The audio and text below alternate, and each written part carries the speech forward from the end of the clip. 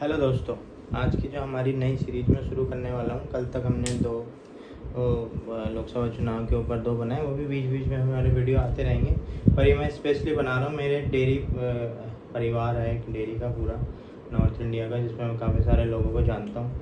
तो उसमें थोड़ी सी सेल्स की ट्रेनिंग, डिस्ट्रीब्यूशन कैसे बनाएं। नए नए लोग जब भर्ती होकर आते हैं तो उनको प्रॉपर नॉलेज भी नहीं होती, डिस्ट्रीब्यूटर कैसे बनाएं, क्या क्या होता है, किस तरीके से डिस्ट्रीब्यूटर होते हैं। तो ये वाली जो नॉलेज है डेयरी के अलावा, ये डेयरी सेल्स एंड डिस्ट्रीब्यूशन का जो ये चैप्टर है, ये डेयरी के अलावा एफएमसीजी में भी हेल्प करेगा, बेकरी में भी हेल्प करेगा। हाँ, एक दो चीज़ें हैं जिनमें नहीं करेगा, पर ज़्यादातर तो सेल्स एक सी होता है। डिस्ट्रीब्यूशन बनाने का तरीका, फिर माल रखवाने का तरीका सेम ही होता है। तो इसे आज हम कवर करेंगे। पहला है हमारा डेयरी सेल्स एंड डिस्ट्रीब्यूशन। दूध की कंपनी का मेरा अनुभव है, 10-15 साल हो गए मुझे अलग अलग कंपनियों में काम करते हुए, और बेकरी में भी मैंने काम किया है। डेयरी में तो काफ़ी सालों से अमूल और वेरका जैसे बड़े कोऑपरेटिव ब्रांड्स के साथ, पारस और आनंदा जैसे जो डेयरी ब्रांड्स हैं उनके साथ किया है। तो ओवरऑल एक्सपीरियंस है। तो डिस्ट्रीब्यूशन होता क्या है, माल फैक्ट्री तक कैसे आता है, प्रोक्योर होकर दूध कैसे आता है, वो सब तो हम किसी और दिन कवर करेंगे। आज सिर्फ करते हैं, ये फैक्ट्री है हमारी, यहाँ पे वो माल हमारा प्रीपेयर हो गया। ये दूध, दही, पनीर, बटर मिल्क, खीर और अन्य डेयरी प्रोडक्ट्स होते हैं, अदर डेयरी प्रोडक्ट्स। ठीक है, तो सबसे पहले इसमें फैक्ट्री में माल ये बन गया हमारा, वहाँ से किस तरीके से ये डिस्ट्रीब्यूट होता है, कौन कौन से इसके चैनल हैं, सबसे पहले ये समझते हैं। तो फैक्ट्री से सबसे पहले जो है जनरल ट्रेड, जिसको हम कहते हैं। जनरल ट्रेड का मतलब जो ये आम दुकान हम देखते हैं, मोहल्ले की दुकान, वैसी दुकान, डिपार्टमेंटल स्टोर्स, ये इसको हम जनरल ट्रेड कहते हैं। जनरल ट्रेड में जो डिस्ट्रीब्यूशन करने वाला होता है, कहीं कहीं कोई कोई कंपनी सुपर स्टॉकिस्ट बना देती है। स्टॉकिस्ट होता है वो, उसके अंडर में फिर डिस्ट्रीब्यूटर होते हैं, जहाँ पे थोड़ी फाइनेंस की या बड़े एरिया को कवर करने का होता है। एक ही आदमी पैसा दे दे छोटे छोटे आदमियों को, फिर वो आराम से माल देता रहे, वो एक मार्जिन ले ले। तो कंपनी अपनी सहूलियत के हिसाब से जनरल ट्रेड में सुपर स्टॉकिस्ट भी बनाती है। तो सबसे पहला है हमारा number 1 general trade. General trade में सुपर स्टॉकिस्ट होता है, उसके अंडर में डिस्ट्रीब्यूटर होता है। डिस्ट्रीब्यूटर कौन होता है? डिस्ट्रीब्यूटर वो है जो फैक्ट्री से आए हुए माल को एसएस के थ्रू, या तो डायरेक्ट भी, दो चैनल है, वाया एसएस और डायरेक्ट डिस्ट्रीब्यूटर, ये एक असाइंड एरिया में टेरिटरी होती है। जैसे फॉर एग्जांपल नोएडा है, नोएडा या दिल्ली है, उसका सेक्टर 1, 2, 3, 4, एक 4 या 5 मिला के किसी एक बंदे को डिस्ट्रीब्यूटरशिप दे दी और उसको असाइन कर दिया कि ये सारा एरिया आप कवर करोगे। उसके अंडर में फिर रिटेलर्स होते हैं। रिटेलर जो आम दुकानदार हैं हमारे, डेयरी वाले, बेकरी वाले, खुले दूध वाले, वो सब। और फिर वो वहाँ से एमआरपी पे माल बिकता है कंज्यूमर को। इसमें मार्जिन होते हैं अलग अलग, सुपर स्टॉकिस्ट का अलग मार्जिन होता है, डिस्ट्रीब्यूटर का मार्जिन होता है, वो रिटेलर को देता है, रिटेलर को एक प्राइस पे माल मिलता है और वो फिर एमआरपी पे उसको कंज्यूमर को सेल करता है। ये तो हमारा नंबर 1 है जनरल ट्रेड। ठीक है, दूसरी इसमें जो चीज़ आती है वो आता है modern trade, number 2। Modern trade में क्या है? मॉडर्न ट्रेड में फैक्ट्री से सीधा माल आता है। मॉडर्न ट्रेड जैसे कि रिलायंस हो गया और डी मार्ट हो गया, मोर के स्टोर्स थे, तो वो है मॉडर्न ट्रेड, जिसमें बड़ी सी शानदार सी दुकान होती है, उसमें कस्टमर जाता है, ट्रॉली लेता है, अपने हिसाब से चूज़ करता है और वो करता है। तो इसमें डिस्ट्रीब्यूटर नहीं होता है, फैक्ट्री से मॉडर्न ट्रेड पे माल जाता है और मॉडर्न ट्रेड सीधा कस्टमर को एमआरपी पे ये सेल कर देता है। तो मॉडर्न ट्रेड का थोड़ा सा मार्जिन एक्स्ट्रा होता है, तो इसको मीटअप करने के लिए यहाँ डिस्ट्रीब्यूशन नेटवर्क नहीं होता, सीधा फैक्ट्री से मॉडर्न ट्रेड से कंज्यूमर। तीसरा एक नेटवर्क है होरेका। होरेका की जो फुल फॉर्म है वो होती है HO का मतलब है होटल्स, REM रेस्टोरेंट्स और CA है कैटरर्स।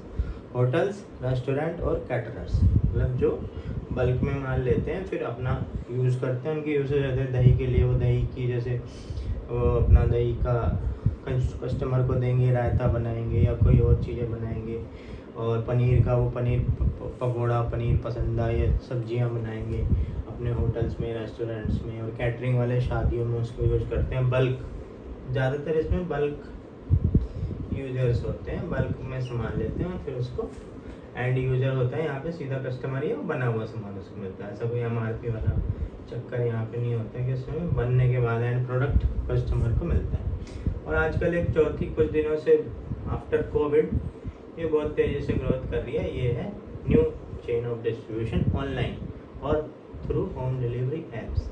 ऑनलाइन में कौन है, ऑनलाइन फैक्ट्री से सीधा ऑनलाइन स्टोर्स को माल जाता है, वहाँ से सीधा कस्टमर को वो माल मिलता है। इसमें कौन कौन है, जैसे ब्लिंकिट है, और जैसे हमारा स्विगी का इंस्टामार्ट है, स्विगी इंस्टामार्ट है, बिग बास्केट है, ये सब है ऑनलाइन स्टोर।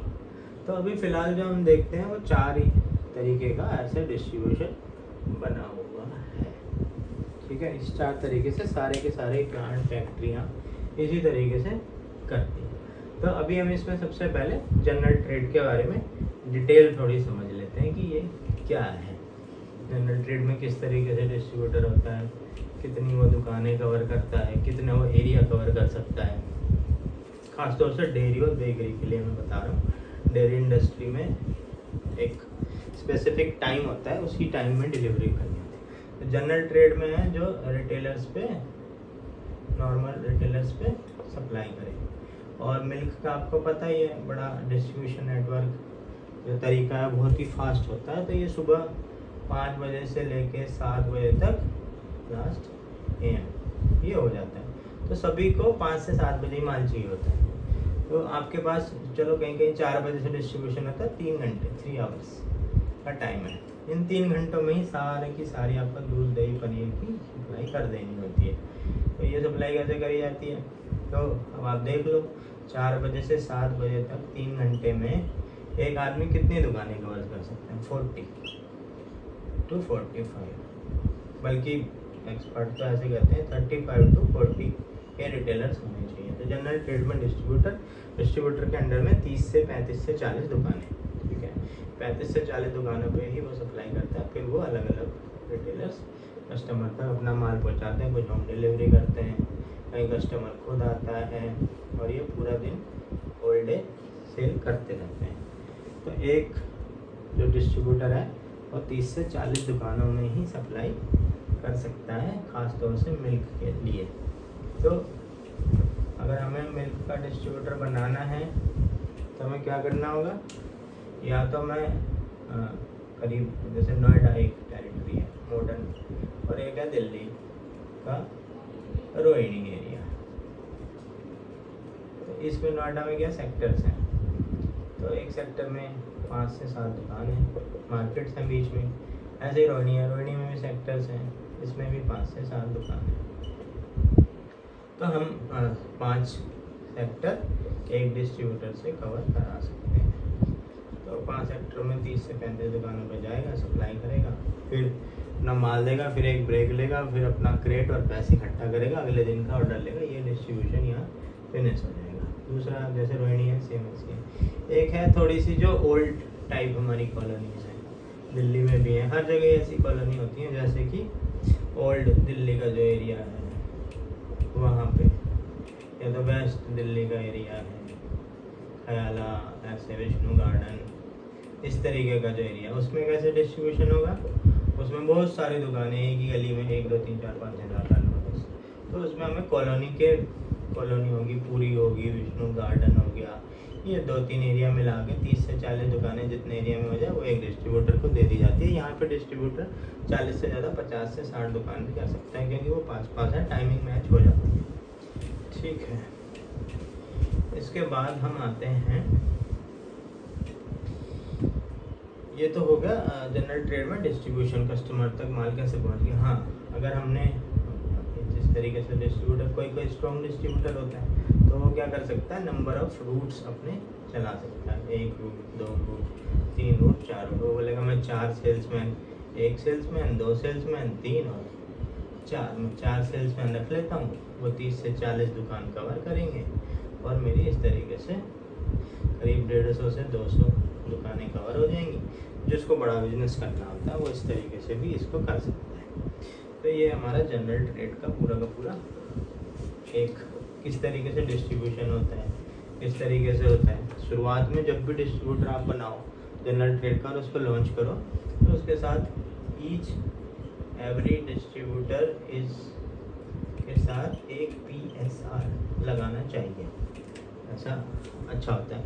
तो वो क्या करेगा, 1 2 3 4 5 6 40 की 40 दुकानों पे जाएगा, डिस्ट्रीब्यूटर के साथ वहाँ से ऑर्डर लेगा, फिर पूरी एक ट्रक शीट बनाने के बाद उस ऑर्डर को कलेक्ट करने के बाद डिमांड लगाएगा, फिर अगले दिन आएगा तो इन सारी दुकानों पे जाएगा, सप्लाई करा के आएगा, और इन 30 से 40 दुकानों पे डेली की डेली विजिट करेगा। तो 20 से 25 दिन में ये एक एरिया पूरा का पूरा वायबल हो जाएगा। तो इसको कहते हैं डिस्ट्रीब्यूशन की तह तक जाना, नीचे तक जाकर डिस्ट्रीब्यूशन कराना, अच्छे से कराना। कई बार क्या होता है, डिस्ट्रीब्यूटर हम बना देते हैं, डिस्ट्रीब्यूटर बना दिया और वो एरिया ही कवर नहीं करता है, तो कितनी दुकानों पे जा रहा है, कुछ कितनों पे नहीं जा रहा है, वो हमें पता ही नहीं होता। तो ये बड़ा इम्पोर्टेंट इसमें एक पॉइंट है।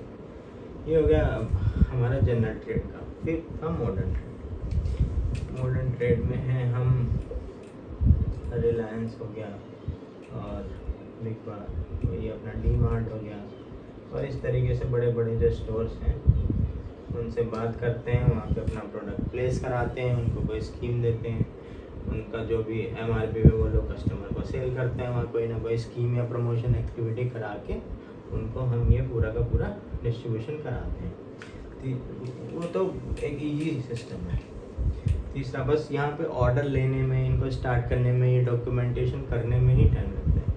तीसरा जाता है हमारा होरेका होटल रेस्टोरेंट कैटरर, जिसमें कैटरिंग वाला अलग डिस्ट्रीब्यूटर हो सकता है, होटल्स और रेस्टोरेंट में सप्लाई करने वाले अलग लोग होते हैं, अलग ही होते हैं, वो लोग यही काम करते हैं, क्योंकि इसमें काफ़ी सारा पैसा इन्वेस्टमेंट होता है। लेकिन ये लोग फिर मार्जिन भी उसी हिसाब से लेते हैं, सीधा फैक्ट्री से माल आएगा इसके पास, और ये ज़्यादातर लोग MRP पे ही सेल करते हैं, 1 आध रुपया लेस कर देते हैं, 1-2%, इससे ज़्यादा ये लोग नहीं करते हैं, क्योंकि यहाँ पे इनका जो पेमेंट है वो भी काफ़ी ज़्यादा इन्वेस्ट होती है, पैसा लगता है इसमें। ठीक है। और जो चौथा है आजकल बड़ा इम्पोर्टेंट है, उसमें सबको ध्यान रखना चाहिए कि जिस भी कंपनी में आप काम कर रहे हो वो वाला डिस्ट्रीब्यूशन ज़रूर बनाओ।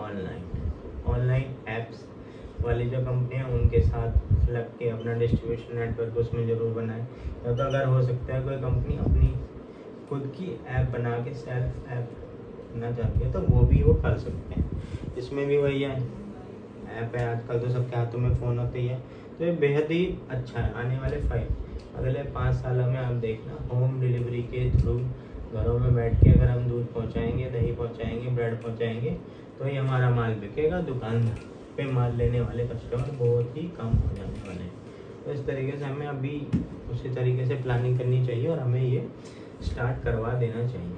तो ये था आज का हमारा पहला टॉपिक, सेल्स एंड डिस्ट्रीब्यूशन, एक नॉर्मल, ठीक है, नॉर्मल वाला।